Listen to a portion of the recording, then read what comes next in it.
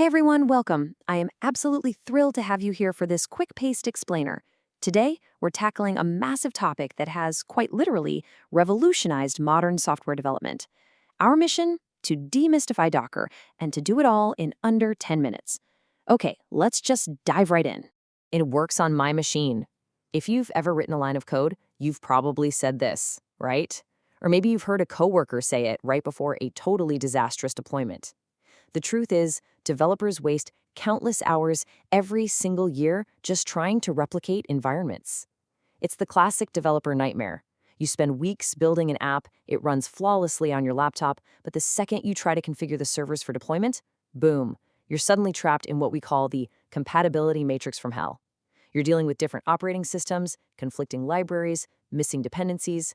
It is just pure chaos trying to move an application from one environment to another.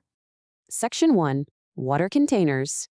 So what if you could just package up that perfect environment from your laptop and ship it exactly as is? Well, Docker makes this possible. Think about your basic hardware infrastructure at the base, and on top of that, your operating system. Now, instead of installing a messy web of conflicting software directly onto that OS, Docker sits right in the middle as a platform. It lets you run a web server like Node.js, a database like MongoDB, and a messaging system all in their own separate, neatly packaged silos. Each container has its own libraries and dependencies, but, and here's the kicker, they all share that exact same underlying OS kernel. You get complete isolation without all the bloat. Basically, you can think of Docker containers as highly intelligent, stripped-down microcomputers. Because they only bring the exact libraries they need for their specific job, they completely eliminate those repetitive, hair-pulling setup hassles. You build a configuration once, and it guarantees that your app is going to run identically no matter where it gets deployed. Whether that's your local laptop, a testing server, or a production environment halfway across the world, it just works. Section 2. Containers versus virtual machines. Now, if you come from an IT or virtualization background, you might be thinking, wait, doesn't a virtual machine already isolate environments? Well, let's look at the architectural showdown. With the traditional virtual machine approach, you have your infrastructure, an OS, and a hypervisor. But look at what sits above the hypervisor. Inside every single VM, there's an entire heavy guest operating system running just to support one single application. That is a massive amount of overhead. Now with Docker, there's no guest OS inside those containers. Docker simply manages the isolated libraries and dependencies, directly sharing the host machine's OS kernel. And that structural difference, it translates into jaw-dropping real-world performance. Because virtual machines drag around whole operating systems, they are heavy. We're typically talking gigabytes in size, and they can take literally minutes just to boot up.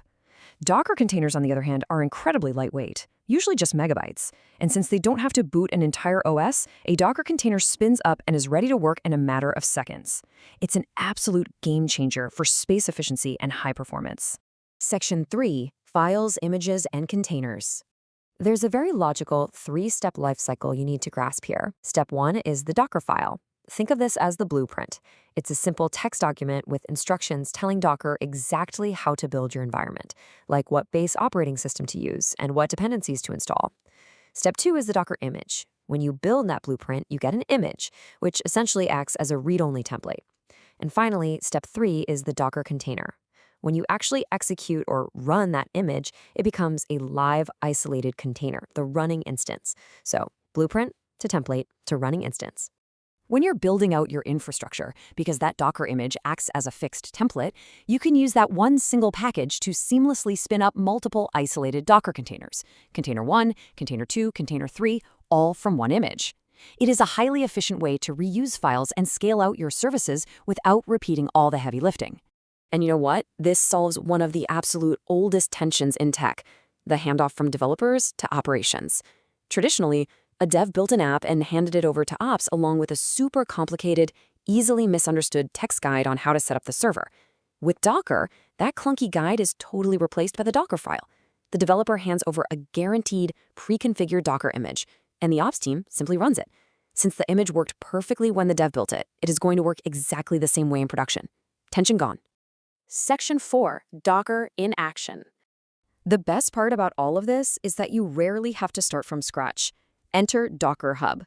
This is a massive public registry service provided by Docker where you can find and share pre-built container images. Let's say your project needs Ubuntu, MongoDB, Node.js, or Redis. You don't need to write a blueprint to build them yourself. You can just grab the official, ready-to-use images straight from Docker Hub and get right to work. So how do you actually interact with all this? Through a few incredibly straightforward command line instructions. Let's rapid fire through these essential commands, tying them back to the lifecycle we just talked about. Use Docker build with a -t flag to take your text Docker file and create an image. If you want a pre-built image from Docker Hub, use Docker pull. To turn that image into a live running container, you just type Docker run. And if you have a complex application, say a web server that relies on a database, you can run multiple containers all at once using the magic of Docker Compose up. Bringing up a whole application stack really is as easy as running a command. By using commands like Docker run Redis or Docker run Node.js, you effortlessly stack and run these isolated applications right on your system. It takes the historically complex, fragile process of server management and literally turns it into something as easy as snapping together building blocks. Okay, so you now know how to solve the compatibility matrix. You know how to build blueprints, pull images, and run lightweight containers in a matter of seconds. But this brings us to a final provocative thought to leave you with. Let's say your application suddenly gets thousands of new users. How do you automatically deploy, monitor, load balance, and scale dozens or even hundreds of these containers in a live production environment? Well, that requires a platform to actually manage the containers. It's a concept known as container orchestration, which is exactly where incredibly powerful tools like Kubernetes step onto the stage.